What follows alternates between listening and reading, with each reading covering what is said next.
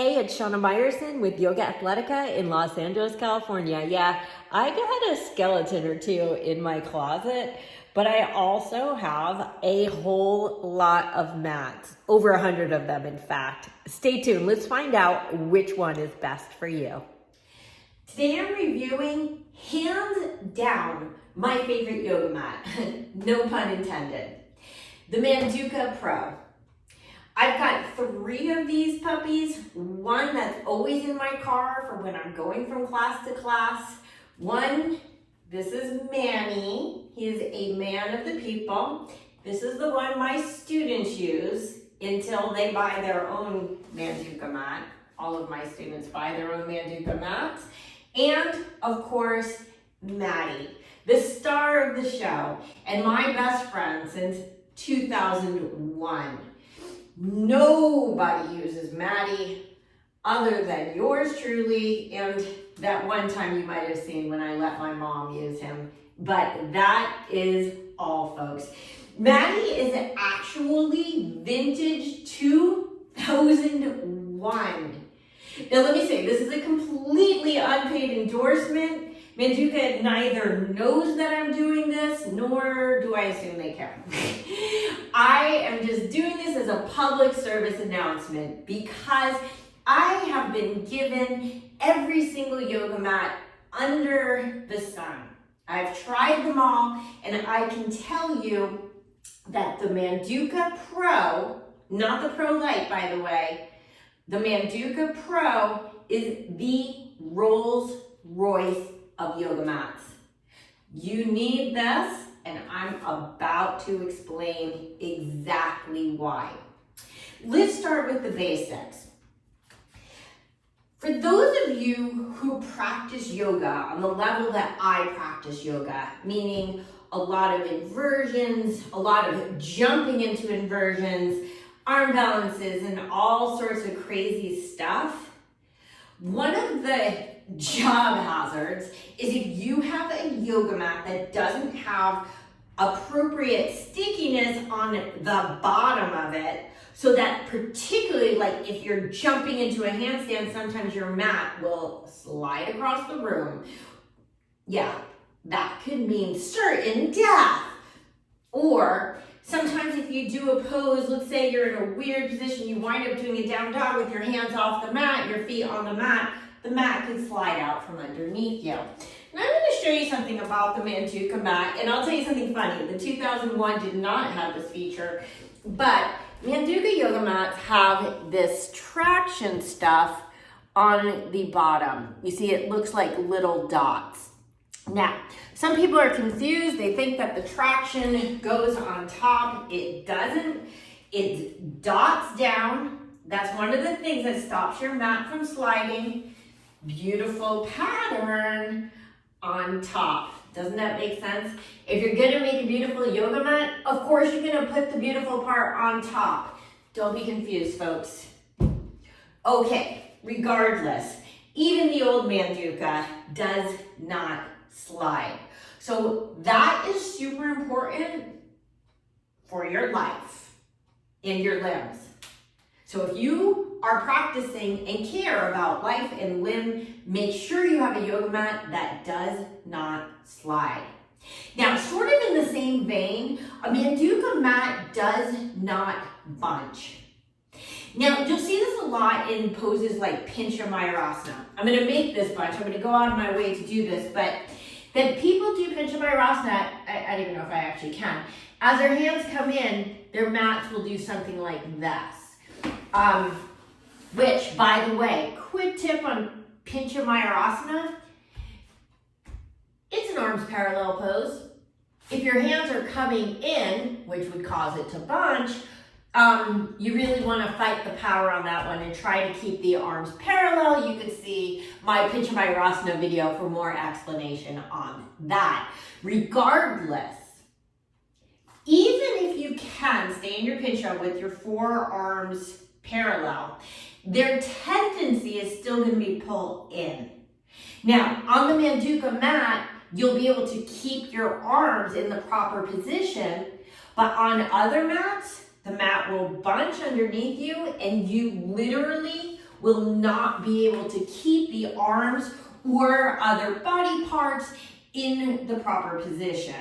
Another case might be, let's say, I'm gonna go out of my way to make this happen, but let's say you're in a split. I'm actually pulling it in actively with my legs. You might wind up with other mats with some sort of bunching like this. But when I do the split on my Manduka mat, it's going to stay flat. This is very, very important. Also, that as my feet stay on the mat, I am able to to not have my feet slide. But I'm gonna get back to the slidey bit a little bit later. Okay, perhaps the most important feature of the Manduka Pro is that it is nice and thick, one of the thickest mats out there, which means that it's sort of soft and fluffy. So if you or your students are sort of like a princess in the pea type, if you're somebody who comes into lunges and has to pad your knee, for example, if you're somebody who feels like your head is going to break off because it hurts so much to do a headstand, for example, the Manduka is soft enough and fluffy enough that you do not have to shove like blankets or padding underneath to make these poses comfortable. Now, this is important not just because it means you don't have to have like all sorts of blankets and other props around to make your practice comfortable, but also because when you put like a blanket underneath any body part, you're creating an uneven surface, which is not going to be ideal for your practice, particularly in headstand, because it puts your neck at risk. So, the Manduka Pro is nice and thick. I think it's, I don't even know, it's either 1/2 inch or a 1/4 inch thick. Which means that it is comfortable, but it's also stable enough, or hard enough, I should say, that it's very, very stable in balancing poses. Now, some other mats are so thick that when you put your hand on them, your hand basically just sinks down to the floor. That doesn't serve you. And it's gonna be unstable when you're trying to balance, okay? Particularly because, you know, I love me some handstands. The Manduka has a lot of stability to give me that root and rebound action, right? The more I press down, the more I lift up. Instead of the more I press down, the more I sink down. But at the same time, it does have sufficient give that I can sort of squeeze the mat to help me to manipulate my body weight and balance more effectively. I have to say, years ago, many, many years ago, 2001, before I got my yoga mat, my Manduka mat that is, if you had told me that a yoga mat could change your practice, I would not have believed you. But having practiced on just about every yoga mat there is in the world, mostly because I actually don't travel with a yoga mat, so when I teach at yoga studios around the world, I just use whatever they have.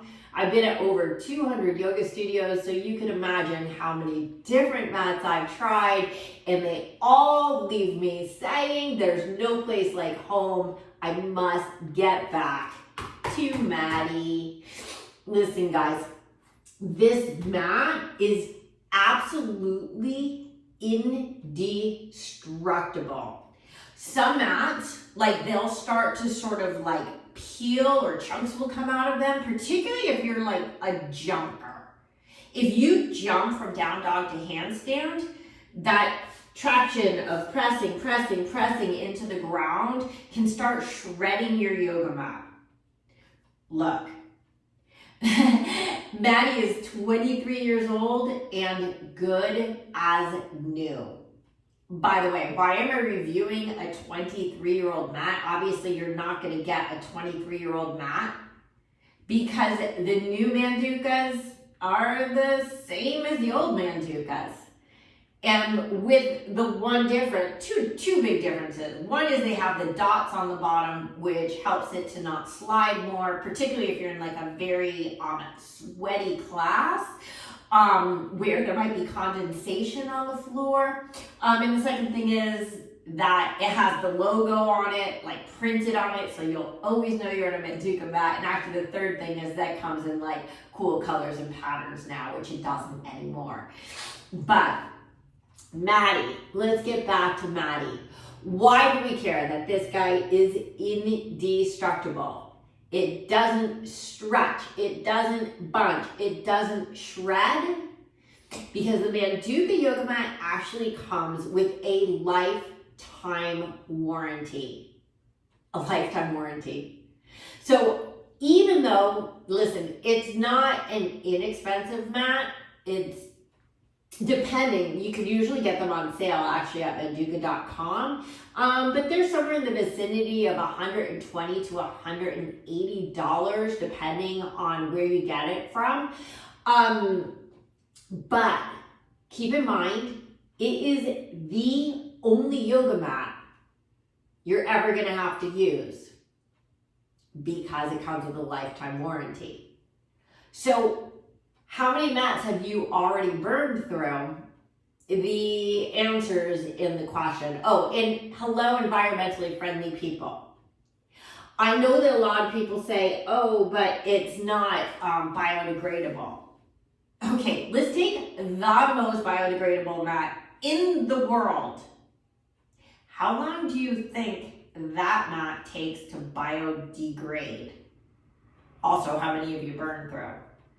So, yes, the Manduka mat may not be the most biodegradable mat in the world, but you're going to be using it for the rest of your life. And so will your children and your grandchildren, your great-great-great-great-great-great-grandchildren are going to be making YouTube videos in a million billion years telling the world how great and indestructible the Manduka Pro is. Okay, are there any downsides to the Manduka Pro? Yes, there's one very, very, very big downside, and quite frankly, I'm a little shocked this has not been rectified in all these years. What is the big, big problem with the Manduka Pro? It's that it is, when you first get it, extraordinarily slippery on top. Extraordinarily. It's like it comes with an extra slippy coating. I think they probably do it so that when it's wrapped up on the shelf for a long time, it doesn't all stick to itself. But I do feel like this is something that has to change. Even Manduka admits it. When you buy a Manduka mat, you'll see that they recommend that you clean it basically with rock salt to dissolve the stickiness, the slippery coating that's on top. If only it were sticky. So, I actually recommend something a little bit different. I recommend something a lot harsher. I use personally Simple Green, and I spray it on my brand new mats. I also clean Maddie with Simple Green and scrub it with like a hardcore scrubbing brush. Scrub, scrub, scrub, scrub, scrub, scrub, scrub. Rinse it down, dry it off, and it'll probably still be slippery. It'll be slippery for a little while. I have to say, it's sort of like, for those of you who know about like chefs and their Caesar salad bowls, how they season them over time, and over time, like all the flavors of the Caesar sort of seeps into the wooden bowl and makes for a more mature salad. I feel like the Manduka mat is sort of like that. But there's a simple solution. Get a yoga towel to put on top. I used a yoga towel for many, many years with my Manduka mat. Since then, I have many years ago, gotten to the point where my Manduka mat no longer slips ever. but it does take a while of using it, quite a few different scrubs of it. Maybe you have a better solution than, no pun intended, than Simple Green, but I would say go with a pretty harsh chemical cleaner to try to get the slipperiness off the mat. But quite honestly, that is the only bone I have to pick with my Manduka Pro. Truth be told, I actually do use all those yoga mats for something. I use them to try my best to soundproof my yoga studio while I shoot these videos. Rumor has it, all these other mats aren't even that good at that.